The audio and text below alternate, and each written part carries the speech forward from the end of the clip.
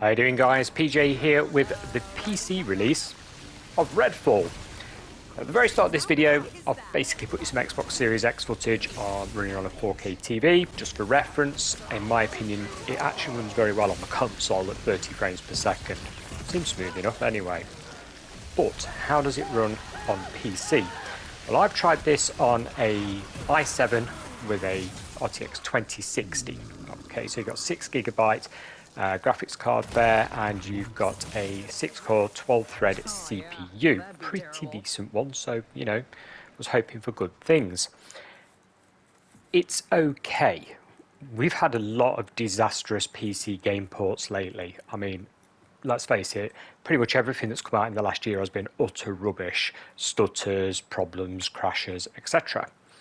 Now, I haven't actually had any crashes in this game on PC. I have had on an Xbox Series X, I've had a couple of crashes, so make that as you will. Disconnects from the server, yes, they do seem to be happening a bit.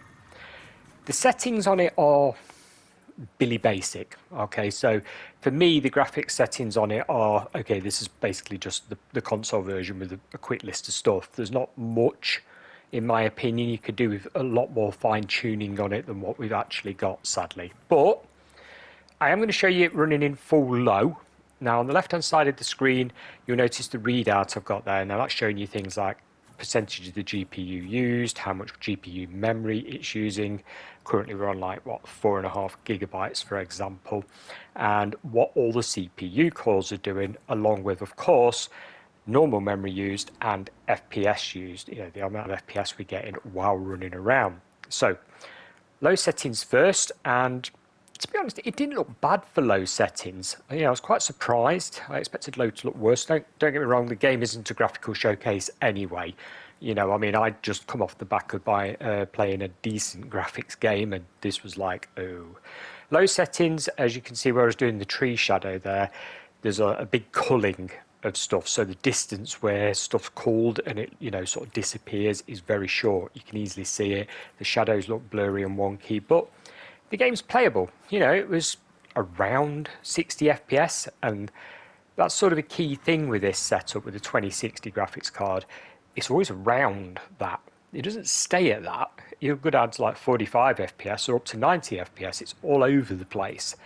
If you've done some of the bigger battles, some of the boss battles, which, you know, I have with this, when things get hectic, it does dip. You know, you're going to get high 40s, low 50s FPS, but it's playable. It feels okay. I wouldn't say it feels smooth, not by any mark. And certainly at certain points, there is like loading in stutter. So you'll have a position where it's loaded in more of the map or more of the textures, and you feel the jolt sort of thing.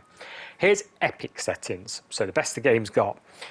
This is weird though, because VRAM is showing 3 GB. I've got a funny feeling that the menu system on this is bugged, that it's not working correctly, because also it wasn't loading in the textures on the road properly. It's meant to have all the cracks and detail and everything, and it was sort of putting it in bits and blocks and stuff. So yeah. Normal memory, we're on 14 gigs of RAM. So if you've got a 16 GB system, which is what this was on a DDR4 RAM at 3200, you'll be absolutely fine.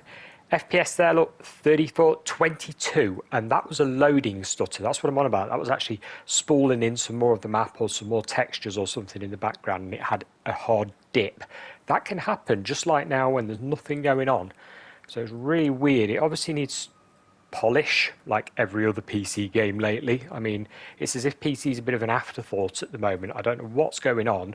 You know, it's a big enough market, we buy enough games, but they're certainly not getting the love and attention they need. Previous games like Prey, Dishonored, you know, they ran really well on PC for the whole. So this is Arcane Studios' first foray into a multiplayer game where the host can invite friends and, you know, you can play it. It's also cross-platform. So obviously you can play it with people on the Xbox console. It's on Steam, which is nice. But I don't feel it's the Arcane team's speciality. You know, they're known for their single-player games, and they're pretty good, let's face it. This is pushing them into an area they've not really done before. Don't get me wrong, overall, I do actually like this game. A lot of people have given this really bad reviews on Steam and stuff. I like it. I'm actually playing through it, you know. But it does need a lot of patches. It does need sorting out. I know the game's got a big future. I know they're on about DLC already. I know they're on about changing things and listening to community feedback.